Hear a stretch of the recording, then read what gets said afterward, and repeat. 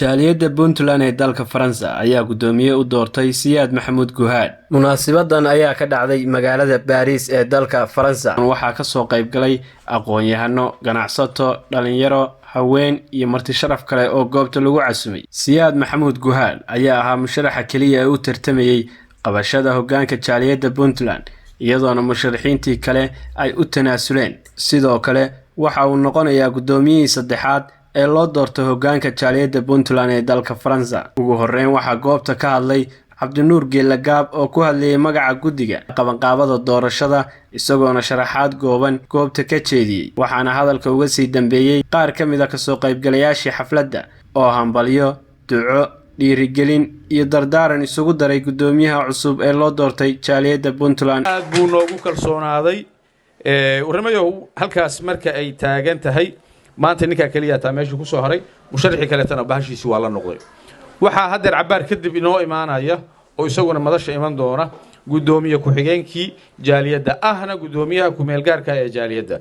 gudoomiyihina confirm buu soo siiyay waanu iman doona wuxuuna ballan qaaday xilliga caleema saarka inta uu yimaado waxa la qaban doonaa xaflad tan ka weyn oo caleema saar ah. xilliga caleema saarka inta uu yimaado in haddii ay badankeeda leeyahay uu xilkii toos ugu wareejin doono ninka la yiraahdo Siyaad Guhaad. runtii maanta wax badan ma yaalaan, waxa yaala waxa weeye dardaaran iyo duco. qofku markii xil loo doorto wuxuu u baahan yahay wax la dardaarma iyo in loo duceeyo loogu duceeyo. marka ugu horeyso horta Siyaad Maxamuud Guhaad oo hambalyeynaya waxaan leeyahay Siyaadow xil culus baa ku fuulay, mas'uuliyad culus baad qaaday.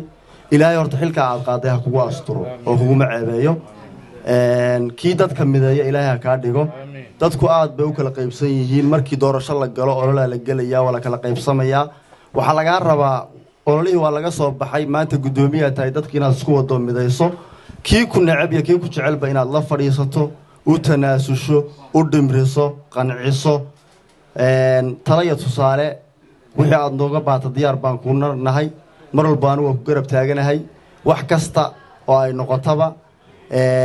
muhiimaduna waxa weeyaan qofku markuu xil qabto keligii waxba ma qaban karo haddaan garbaha la qaban oo aan la garab joogin oo aan la wadin. ugu dambeyntiina waxaa goobta ka hadlay gudoomiyaha cusub ee jaaliyadda Siyaad Maxamuud Guhaad, isagoona sharaxay ahmiyadda ay leedahay jaaliyaddu iyo waxyaalaha ay qabato. waa ku mahadsantihiin kalsoonida horta marka hore siiseen iyo garab istaaga. kaliya waxa weeye inaynu u shaqeyno dadkeena. muhiimadda loo aasaasay jaaliyaddan ma aha in wax laga faa'iido, laakiin waa in dadka loogu shaqeeyo, kii dhibaataysan, kii dhinta iyo mid walba. jaaliyad macnaheeda waynu naqaanaa. dad baa waxa dhici karta in si kale u fahmaan. anagu ma doonayno inaynu ka shaqeyno taa, waxaynu ka shaqeynaynaa midnimo.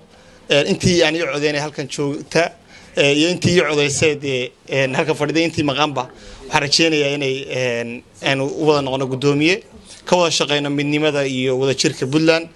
haddaynu dadkeennii ka nimi ee dhibaataysan aanu ognahay inay biyo yihiin, dhakhtar la yihiin, inaynu ka shaqeyno dawladahan uga raadino. haddii ay tahay kuwa halkan jooga inaynu isku wadno oo kii dhintay iyo kii dhibaatooday iyo kii jeel ku jira baynu ka soo saarno. inta waxaan rajeynayaa inaynu ka shaqeyno. Cabdulle Saalax Ciise, Cabdulle Jaafar.